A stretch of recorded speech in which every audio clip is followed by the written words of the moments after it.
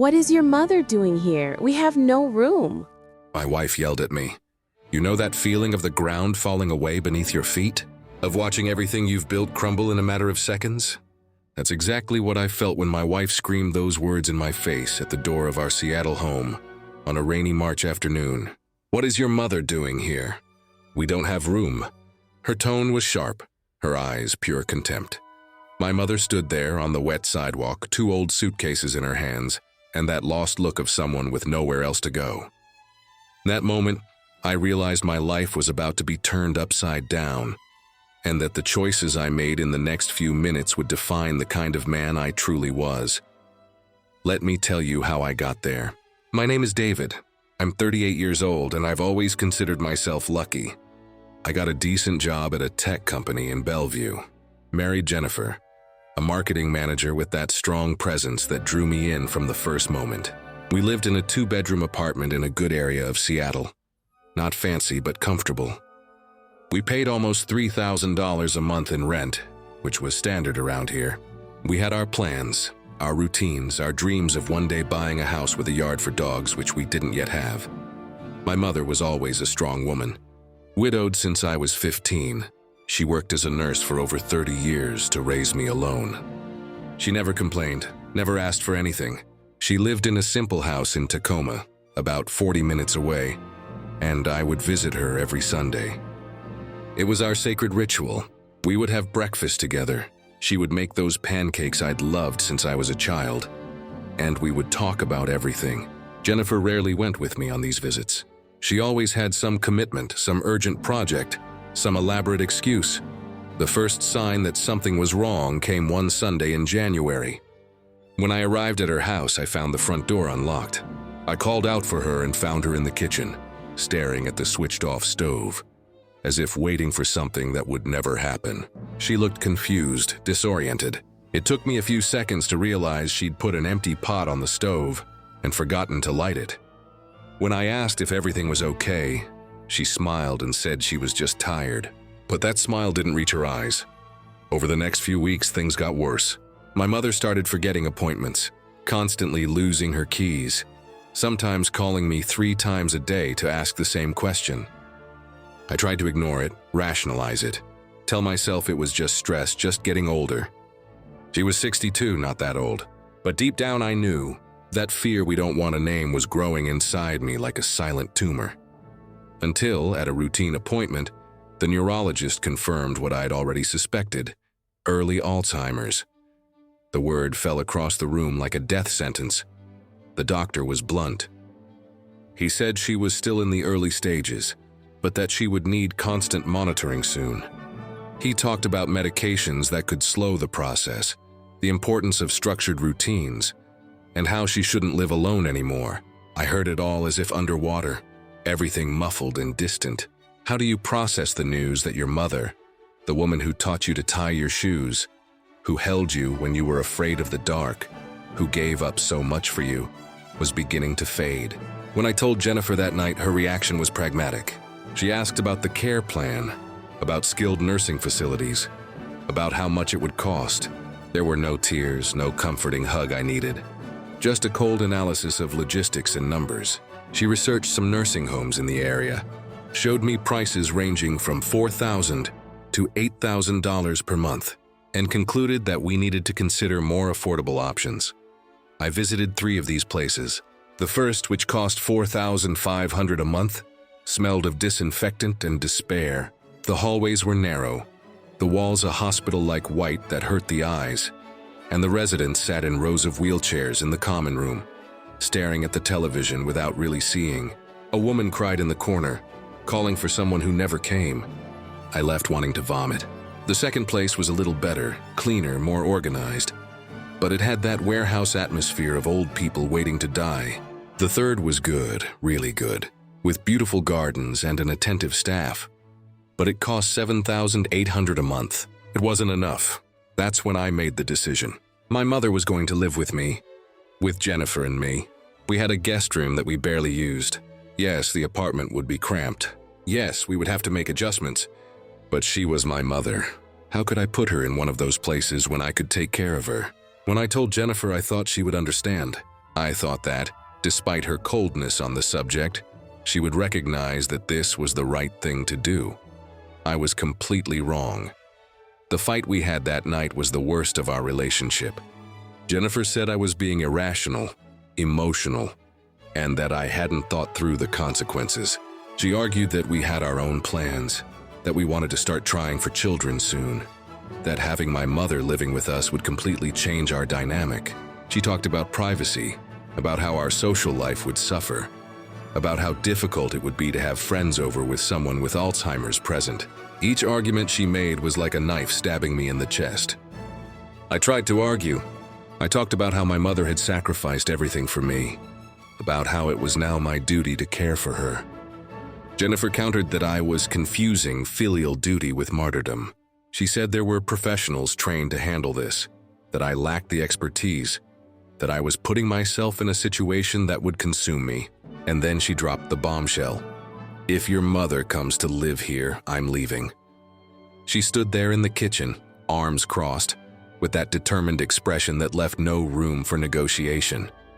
It wasn't a bluff, it was an ultimatum. I spent 3 sleepless nights. I stared at the ceiling, listening to Jennifer breathe beside me, wondering how I'd gotten to this point. How do you choose between your mother and your wife? Between the woman who gave you life and the woman you promised to spend the rest of your life with? It's the kind of choice that shouldn't exist. But there it was, right in front of me, forcing me to decide what kind of person I was. I tried talking to some friends. Mike, my best friend since college, said I should think about my marriage first. That if Jennifer was setting this limit, it had to be respected. Sarah, a coworker who lost her mother 2 years ago, looked at me with those understanding eyes and told me I would regret it for the rest of my life if I didn't take care of my mother now that she needed it. Each opinion pulled me in a different direction, and I became increasingly lost in this emotional tug-of-war. Meanwhile, my mother's condition worsened. She called one night saying someone was trying to break into her house. When I rushed there, my heart pounding in my throat, there was no one there. They were hallucinations, another symptom of the advancing disease. I found her sitting in the dark living room, trembling, with an old baseball bat in her hands. At that moment, looking at that frightened woman who no longer fully recognized reality, I knew I had no more time to hesitate. I grabbed some of her things, packed them, and told her she was coming to stay with me for a few days. My mom resisted a bit. She said she was fine, that she didn't want to be any trouble. But I managed to convince her, promising it was only temporary, that we would work everything out. It was a lie. I knew it was a lie. But sometimes we need gentle lies to get things done. I didn't warn Jennifer. I simply took my mother home that March afternoon. I thought that if Jennifer saw my mother there, vulnerable and scared, her heart would soften. I thought the reality of the situation would break through that wall of coldness. I completely underestimated my wife's resolve. When we arrived at the apartment, I asked my mom to wait a bit in the living room while I organized the bedroom. She sat on the couch, looking around with that confused expression that had become so common. I started tidying the guest room, taking out the boxes we stored there, changing the sheets. That's when I heard the front door open. Jennifer had come home early from work. What happened in the next few minutes was like watching a car accident in slow motion. Jennifer walked in, saw the suitcases in the hallway, saw my mother on the couch, and her face went through a series of expressions. Confusion, understanding, anger. She called me into her room, slammed the door shut, and began speaking in a low but intense voice, the kind of suppressed anger that's worse than yelling. She told me I had disrespected her, that I had made a unilateral decision about our lives, that I had broken her trust. I tried to explain, but every word that came out of my mouth seemed to add fuel to the fire. Jennifer didn't want an explanation. She wanted my mother out, immediately. When I told her I wasn't going to do that, that my mother needed me, she was silent for a moment. That silence filled with unsaid things, with a relationship cracking apart. Then she opened the bedroom door and went into the living room. It was there, at our front door, with my mother standing outside in the rain. That Jennifer let out that scream I'll never forget. "What is your mother doing here?" "We don't have room." Her voice echoed down the hallway. Some neighbors opened their doors to see what was happening. My mother, with that confused and hurt look in her eyes, began to say she could leave, that she didn't want to cause trouble. Seeing my mother, the strongest woman I knew, reduced to that because of my inability to manage my own life, was devastating. I grabbed my mother's bags, walked past Jennifer without saying a word, and entered the apartment. I led my mother to the guest room, helped her settle in, and told her everything was going to be fine. More lies. Jennifer stood in the living room, arms crossed, with that expression of someone who'd been betrayed. When I went back to try to talk to her, the words that came out of her mouth were calculated to hurt. You chose. Now you live with the consequences. That night, Jennifer slept on the couch. I stayed in the bedroom, listening to the sounds of the house that suddenly seemed strange. My mother moving around in the next room, probably not quite understanding where she was. Jennifer in the living room, probably planning her next move. And there I was in the middle, feeling like a complete failure. The following days were a test of endurance. Jennifer barely spoke to me. When she needed to communicate, it was through short, direct messages. She left early and returned late, clearly avoiding being home. When she was home, she stayed locked in her bedroom or living room, headphones on, creating a bubble of isolation. Meanwhile, caring for my mother proved to be much more challenging than I had anticipated.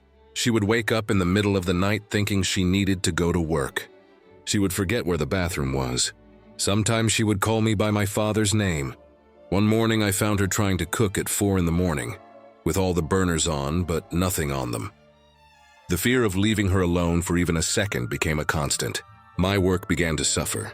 I missed meetings, missed deadlines, and my performance plummeted. My boss called me in for a talk. He was kind but direct. He said he understood my situation, but that the company needed someone reliable. He gave me 2 weeks to sort things out or consider other options. Other options. Corporate code for "you'll be fired if you don't improve." I felt the ground disappear again. It was then that Jennifer dropped the second bombshell. She came home on a Thursday night with an envelope in her hand. Divorce papers. She had consulted a lawyer, had started the process, was officially ending our marriage. She handed it to me with the same expression you have when delivering a report at work. Professional, distant, emotionless. She told me I had made my choice and she had made hers. I held those papers in my hands, staring at her signature at the bottom of the last page, and something inside me broke. It wasn't anger, it wasn't sadness. It was a strange feeling of relief mixed with loss. Relief because I no longer had to pretend things could be fixed. Loss because the future I'd imagined had just evaporated before my eyes. That night, after Jennifer left, I sat with my mother in the living room. She was having one of her rare moments of lucidity when the disease was receding a bit, and I could see glimpses of the woman she had been. I told her about the divorce. I expected her to be upset, to feel guilty. But you know what she did? She took my hand and said, "You did the right thing. Family takes care of family." But reality kept knocking on the door. With Jennifer gone, I'd have to pay the rent alone. $3,000 a month on my salary, assuming I still had a job in a few weeks, was impossible. I started looking for alternatives. Smaller, cheaper apartments in less upscale areas. Everything within my budget felt like concrete prisons in neighborhoods you don't want to be in after dark. Mike suggested I seriously consider placing my mother in a nursing home. Not in the cruel way Jennifer had suggested, but as a practical solution. He even researched a few options. Places that accepted Medicaid, government assistance programs. He showed me numbers, made spreadsheets, and tried to convince me rationally. And you know what frustrated me most? He was right. From a purely logical, financial, and practical standpoint, it was the best solution. I spoke with the social worker at the hospital where my mother was being treated, a woman named Patricia, in her 50s, who had seen thousands of cases like mine. She was kind but realistic. She explained that caring for someone with Alzheimer's alone was unsustainable in the long run, that I would burn out, that I would get sick, that in the end I wouldn't be able to give my mother the care she needed. She talked about support groups, daycare options, and resources I didn't even know existed. I started attending one of these support groups. It was held at a Methodist church in Ballard every Tuesday night. A dozen people sat in a circle, all caring for family members with Alzheimer's or dementia. Listening to their stories was like looking into a mirror of the future. Tom, a man in his 60s, had been caring for his wife for 5 years. He had that exhausted look of someone who hadn't slept properly in so long. He couldn't even remember what it was like to wake up feeling refreshed. But you know what surprised me? Amidst all that pain and exhaustion, there was also love. The kind of love you don't see in romantic movies. The kind that isn't glamorous or pretty. It's the kind of love that cleans up messes, that wakes you up in the middle of the night, that repeats the same answer for the 100th time without losing patience. Jennifer returned the following Saturday to pick up her things. She brought 2 friends to help with the move. She was efficient, quick, almost surgical. She took her clothes, her books, that painting she loved but which I always thought was ugly. She left behind everything that was ours together. The dishes we bought on our honeymoon in Portland, the framed photos from our wedding reception, the sofa we picked out together one Sunday afternoon. We had one last conversation before she left. Without our friends around, just the 2 of us in the empty kitchen. Jennifer looked at me with an expression I couldn't quite decipher. There was anger there, yes, but also something that seemed sad. She said, "I really hope it was worth it. I hope that 10 years from now you don't look back and realize you threw your life away." After she left, the apartment became eerily quiet. Bigger somehow, but also emptier. I sat on the couch Jennifer had left behind and cried. I cried for the marriage that was over, for the life I would no longer have, for the person I thought she was, who perhaps never existed. But I also cried with relief. My mother appeared in the living room, standing in front of me with that confused but concerned look. She didn't understand exactly what was happening, but she knew I was sad. She sat down next to me and rested her head on my shoulder, the way I used to do when I was a scared child. She didn't say anything. She just stood there. The following week was pure administrative chaos. I had to find a new, smaller, and cheaper apartment. I found a 1-bedroom in Renton for $1,800. It wasn't great. The building was old, the walls thin, and the carpet had stains from previous tenants. But it fit the budget. At work, I got a temporary extension. A boss, a guy named Robert, who was always more human than most, gave me another month. He said he'd lost his father to Alzheimer's years ago and understood what I was going through. He connected me with a specialized daycare service that cost $80 a day. It was expensive, but it meant my mother would be safe and supervised while I worked. The daycare center was in a low-rise building in Georgetown. The first day I took my mother there, she resisted. She didn't want to get out of the car. She said she didn't know the place, that she wanted to go home. I had to convince her, promised to pick her up at the end of the day. Seeing the fear in her eyes broke me. During that month of transition, I discovered reserves of strength I didn't know I had. I'd wake up at 5:30, get my mom ready for the day, drop her off at 7, work like crazy from 8 to 5, pick her up, make dinner, help her with baths, deal with the night's chaos, and fall into bed exhausted at 11. I'd do it all again the next day. But do you know what happened in this process? I began to know my mother in a new way. In her lucid moments, she would tell stories from her childhood that she had never shared before. About growing up poor in Tennessee, about her alcoholic father who disappeared for weeks at a time, about how she had promised herself to give her son a better life, about meeting my father at a dance at the hospital where she worked, about how he had been the first man who treated her with real respect. Moving into the new apartment was chaotic. Mike and Sarah helped me. We packed everything on a Saturday, rented a van, and spent the day moving boxes and furniture. The new apartment was claustrophobic compared to the previous one. I would sleep on the living room couch. My mom would have the only bedroom.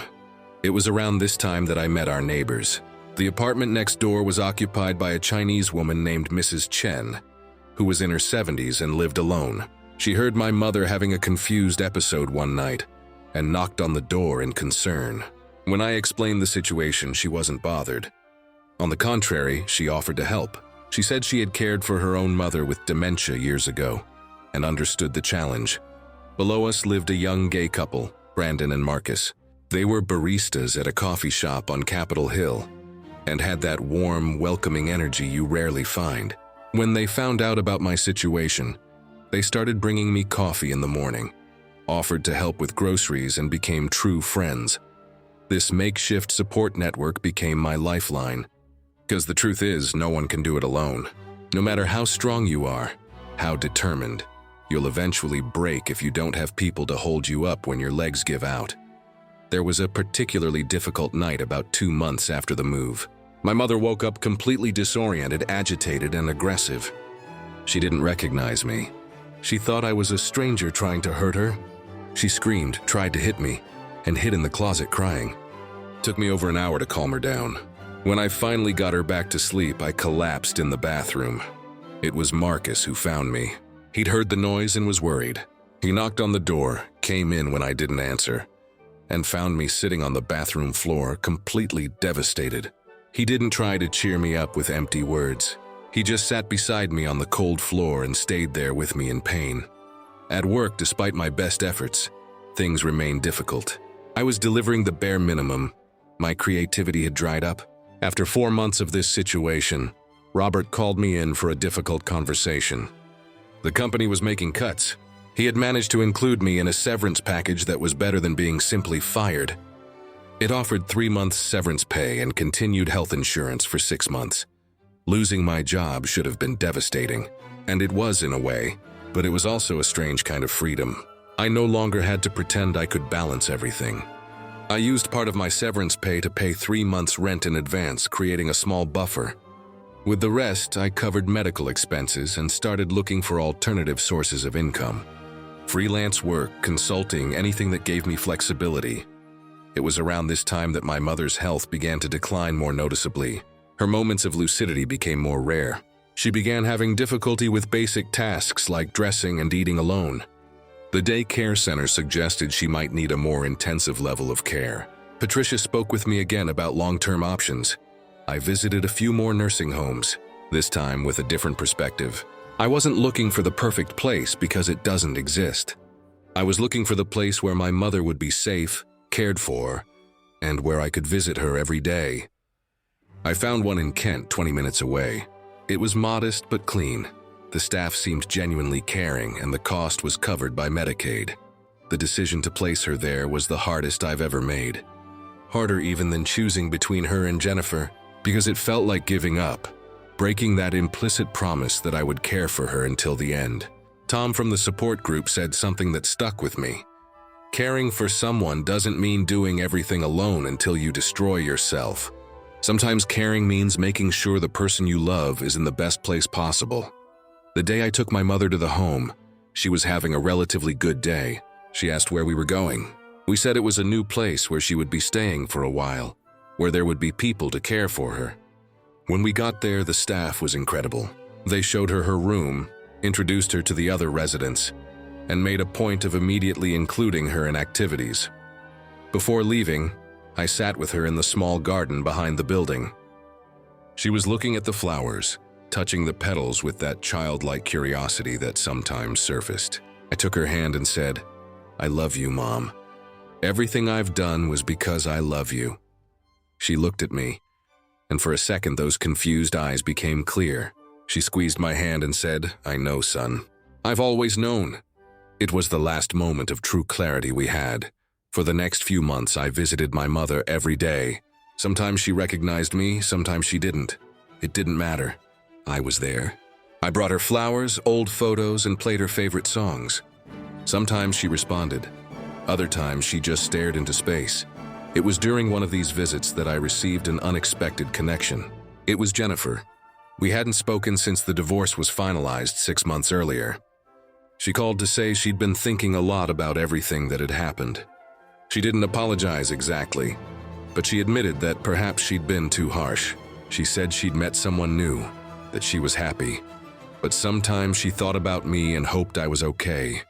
I thanked him for the call, said I was also finding my way, that I didn't hold a grudge, and it was true. Because a grudge is a weight we carry only because we don't want to let go, and I was already carrying too much. A year after placing my mother in the home, her condition had deteriorated significantly. She no longer spoke and spent most of her time sleeping or staring straight ahead. The doctor said she was in the final stages. I began spending even more time with her. sometimes sleeping in a chair next to her bed. It was a Tuesday morning, very early, that I got the call. The nurse said my mother had been having trouble breathing during the night, that the end was near.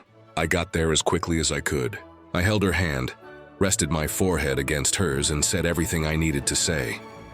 I thanked her for everything, apologized for not being a better son, and told her everything was okay, that she could rest now.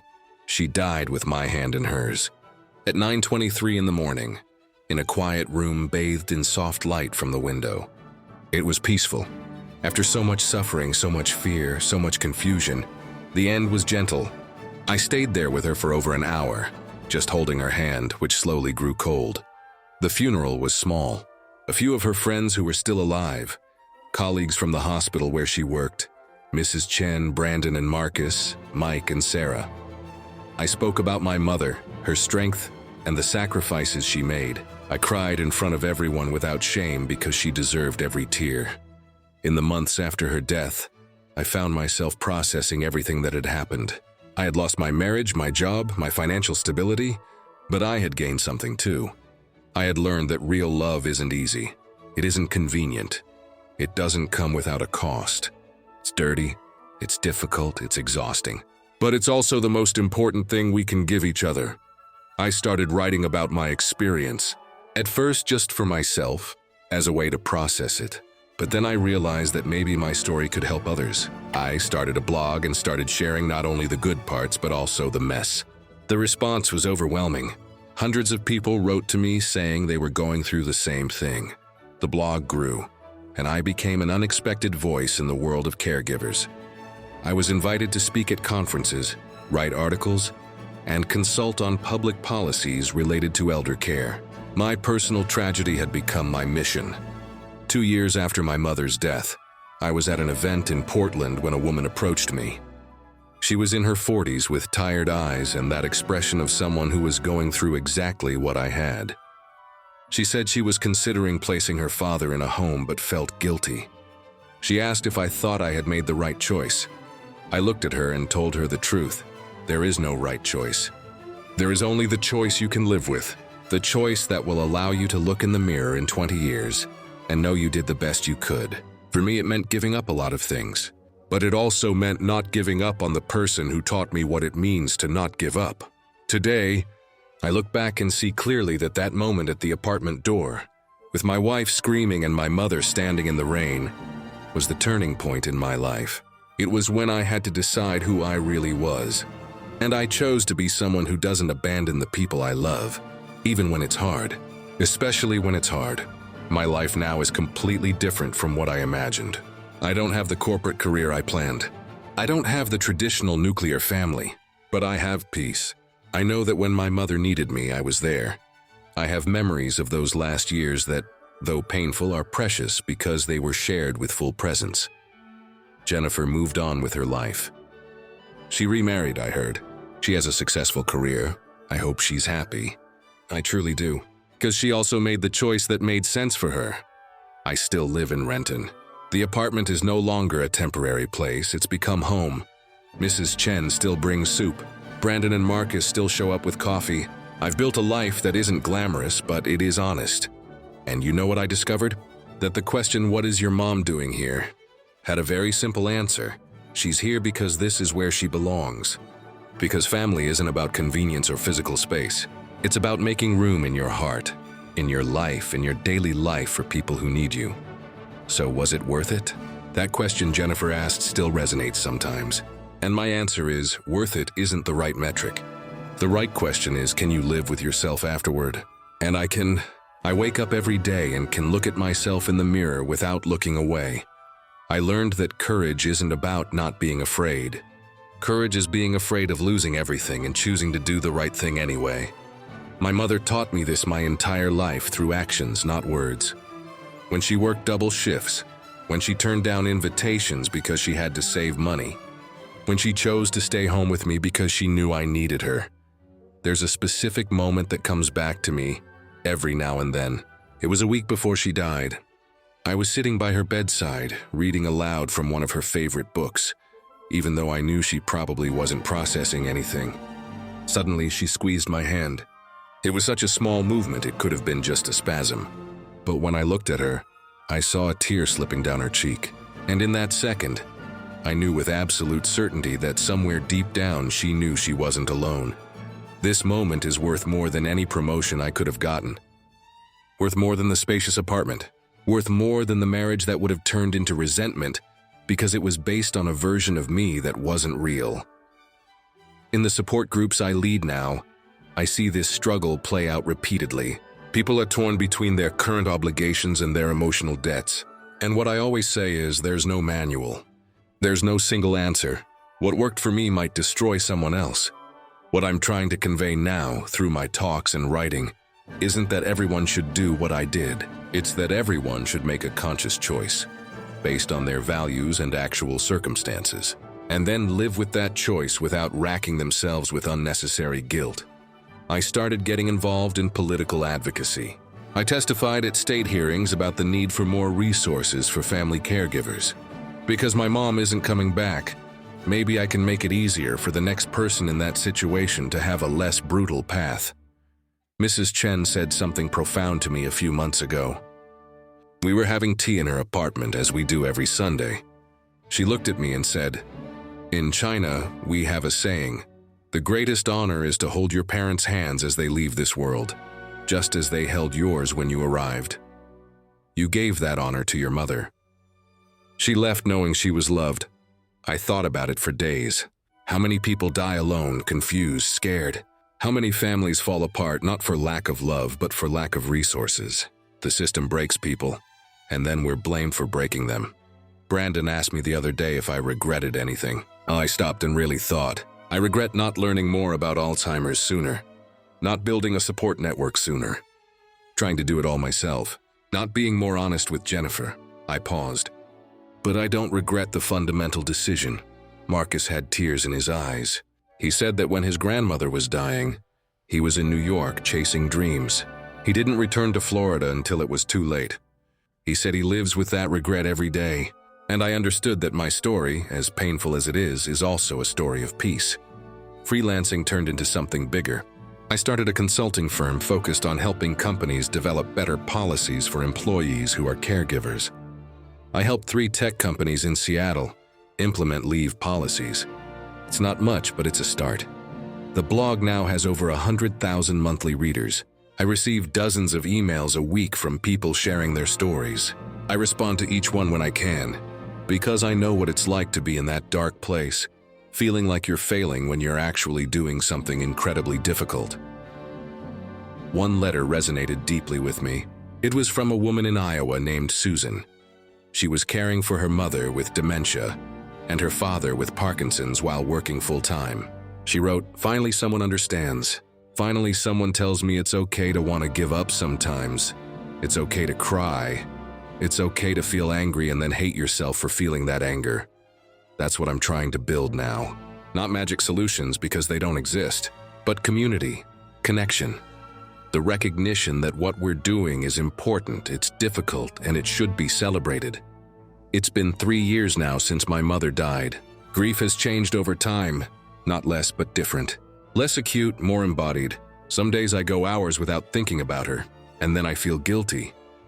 Other days some music plays, and it's as if she died yesterday. I kept some of her things. The handwritten recipes I use now, the simple faux pearl necklace, a photo of her when she was young, when she still had that glow of someone unbeaten by life. I look at that photo and see where I came from. I think about Jennifer sometimes too, without rancor. With curiosity, I wonder if she looks back and sees things differently. If she understands better why I couldn't make the choice she wanted. It doesn't really matter.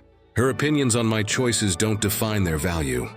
The Renton apartment has become more than just a place to sleep. It's a healing space. I transformed what was once my mother's bedroom into a writing office, where I process the stories people share. Sarah recently told me that I inspire her. I was surprised because I always thought Sarah was much braver. She's a doctor. She deals with trauma every day. She saves lives. But she said, anyone can be brave for 2 hours. You've been brave every day for years. I don't feel particularly strong. I feel like someone who did what they had to do. But maybe that's what real strength is. It's not the absence of fear. It's continuing even when you're afraid. It's waking up every day and choosing the difficult path again, because it's the right path for you. I recently started dating again.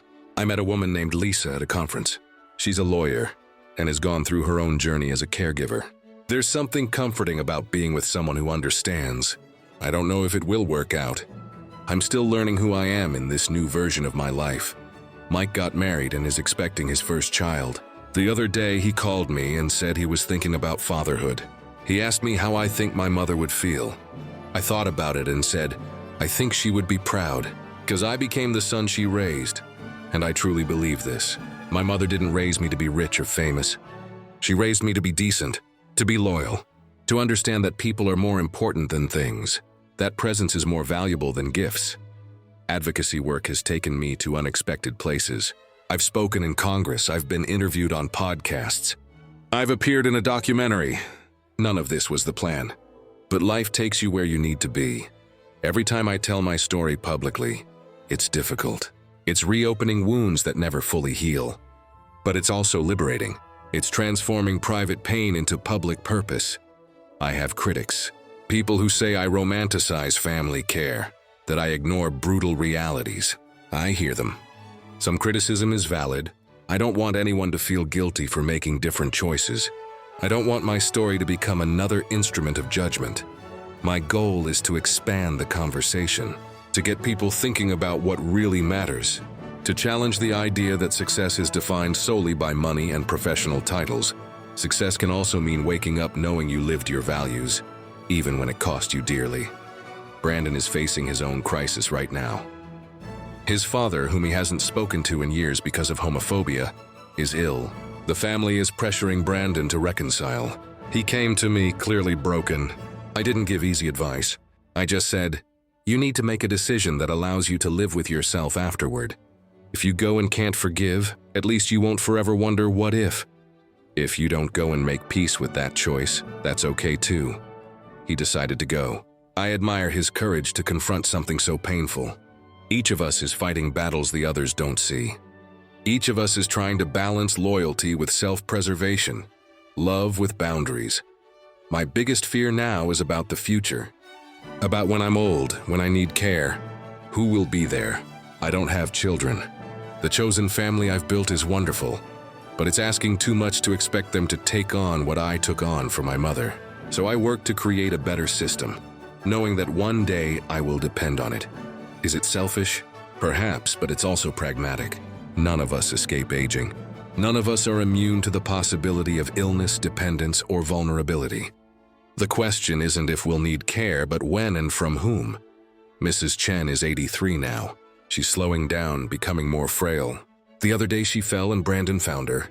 She wasn't seriously hurt, but it was a reminder that she won't be here forever. When I arrived at the hospital, she said, "You don't have to take care of me too.